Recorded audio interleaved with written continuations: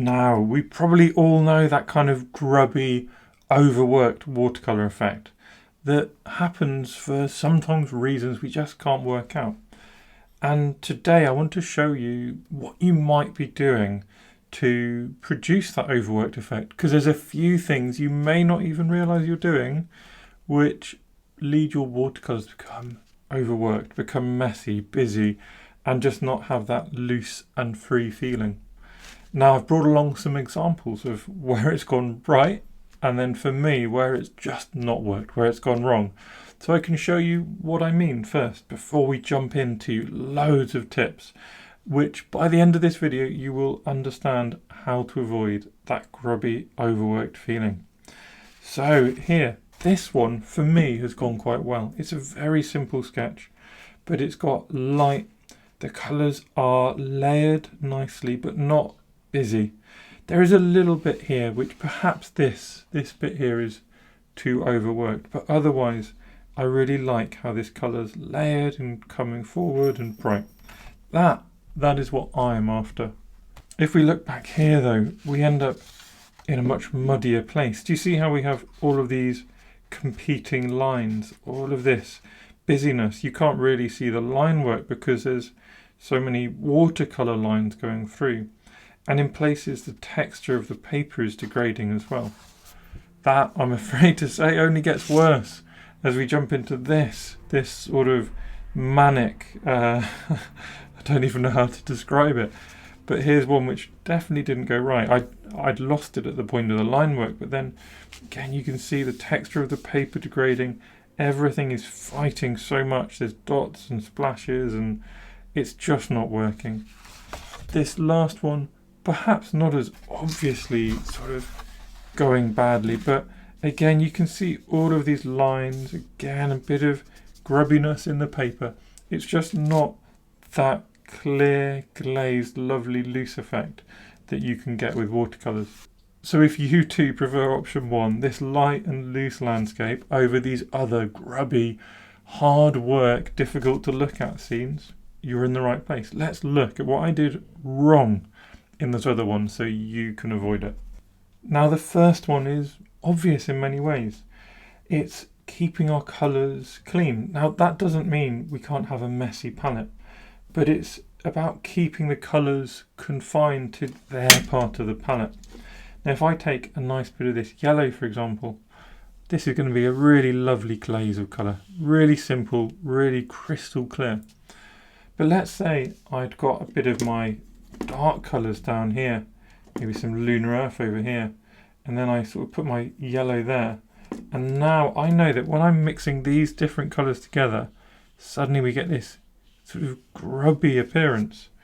Now the reason is because without any thought I've let colours which just don't work together. They're very distant colours. We've got blacks, we've got these kind of grubby lunar browns, and when we mix these things without thought, without observation, we just end up with these muddy colours that we're not quite after. I do paint with a messy palette. You'll have seen me paint with a messy palette all the time. But what I tend to do is I keep my bright colours up here. So that those bright colours, even if they mix together, if I mix this blue and green, it's going to stay nice and bright. So we don't lose that bright, vivid effect. We don't get that overworked, muddy, grumbly effect. Down here, I tend to mix actually my deep blues over here and my earthy sort of tonal colours over here. So tip number one is really simple. It's about keeping your colours separate. If your colours are sort of mixed over the top of each other, let's say I've got a little bit of yellow in my green over here, well, all I do is I just do that into the palette, and I can see at the point where my green is now nice and crystal clear, got rid of that sort of contamination, and then I start painting instead of painting straight away. Now the next thing, tip number 2, is another one that I think you'll probably know about, and that is avoid scrubbing the page. So you might notice as I did these little areas of swatch, I tried to just do a limited number of strokes. So instead of going like this, you might find that your colour's getting busy and dirty because you're going like this and scrubbing and pushing hard. and then coming back maybe. And it doesn't take long at all. If you see in the middle here, if I just go a few times back and forward, do you see how the paper has degraded? And you saw that in a couple of my sketches. That paper in the middle has degraded. Now, as much as I try and lift out some of this colour now, I'm always going to have these muddy textures. And if we keep going, and this is only with one colour. So imagine if we then wanted to add in another colour, and we did the same thing. And then another colour, maybe something darker, and we did the same thing. Now, before long, that paper is just absorbing, because it's been lifted and broken up, that paper is absorbing all the colour. Now, when this dries, you try and layer over the top, you'll end up just creating more and more noise. And with the magic of video editing, I can show you exactly what I mean. You can see this is dried, and perhaps it doesn't look so bad right now. But if I just come back with another layer of colour, we'll see that even this new layer of colour is now just doubling down on that degraded area, doubling down on that muddy, overworked feel. Instead, let's say I chose to glaze over the top here, you get a nice and smooth glaze of colour. Here, you've just got this area of paper which is degraded, and that degraded paper soaks everything up and creates loads of noise. On to our next tip then, and that is still thinking about this idea of noise. So I said it's better to do smooth brush strokes. That keeps your wash nice and smooth. That doesn't mean you can't create little textures by coming backwards and forwards. But what we're not doing is scrubbing the page, and what we're also not doing is lifting up lots. We're not dabbing. If we dab and dab, every time we put our brush down, we're introducing a new dollop of water. We're introducing a new hard edge. And all of these lines make things very busy. And it becomes very hard without scrubbing to then smooth that wash out. And again, I can show you what happens when we dry. So now that we're dried, you can see these two, even where I did some back washes and moving around, these two are nice and smooth. Here, there's chaos. You can see so many lines. There's a line here, line going all the way around. That's where each of the individual droplets of water has dried on its own. And then you also have all these lines where the colours have dried and there's just white harsh paper. So to avoid that, not only can you just simply focus on keeping your brush on the paper as much as possible, but at other times, perhaps you're trying to draw the texture of a tree, for example.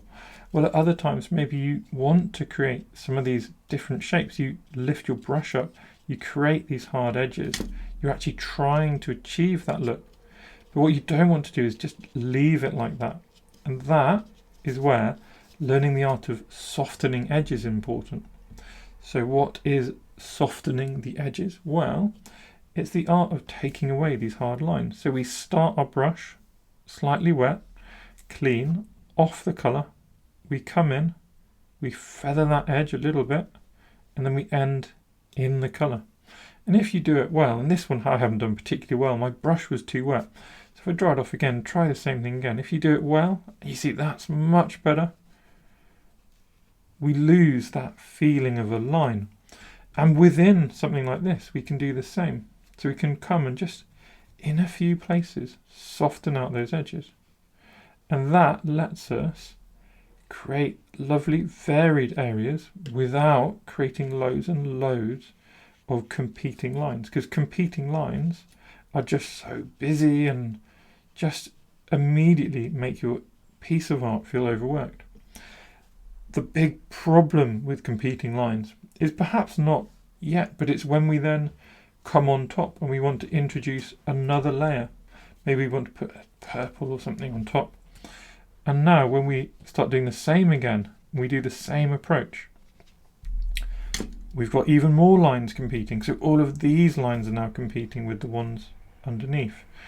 And then perhaps we let that dry and we do another layer and another layer, because in watercolors we often do multiple layers, and suddenly you've not just got those first massive array of lines in there, you've got this sort of big collection of layer after layer of lines, and it's hard to look away from. It just draws the eye so much because it's so busy. Instead, if you've taken this loose approach, then afterwards you could come back in with your darker colour, and now you're ready to introduce a few more hard lines. You're ready to add that structure to your image, provide those deepest, darkest contrasts, but it's just building and working with the previous colour. Much less busy, much less overworked, much more enjoyable and satisfying a way to paint. So, what's another tip to get this effect rather than one of these other overworked effects? Well, it's again about understanding the amount of water. So if we, for example, were to try and sketch one of these nice loose washes, and we just take even a nice bright colour like yellow, and do you see how thick that paint is?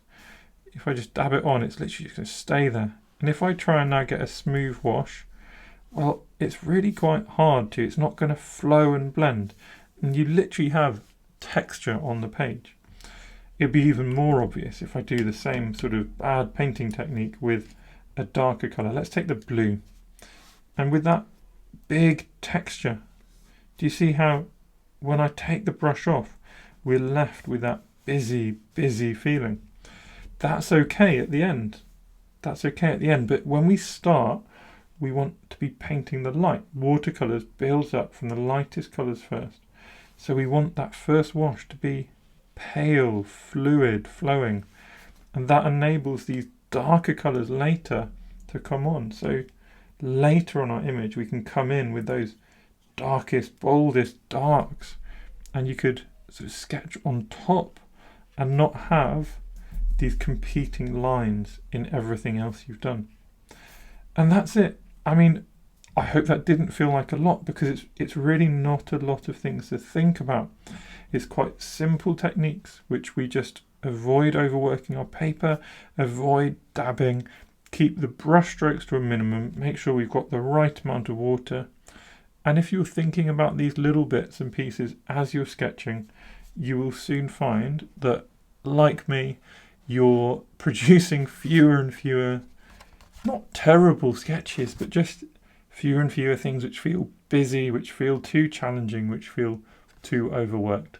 So thank you everyone for watching my little sketching videos. If you enjoy my content, please do subscribe to my channel, because it makes me really, really happy. Thanks again.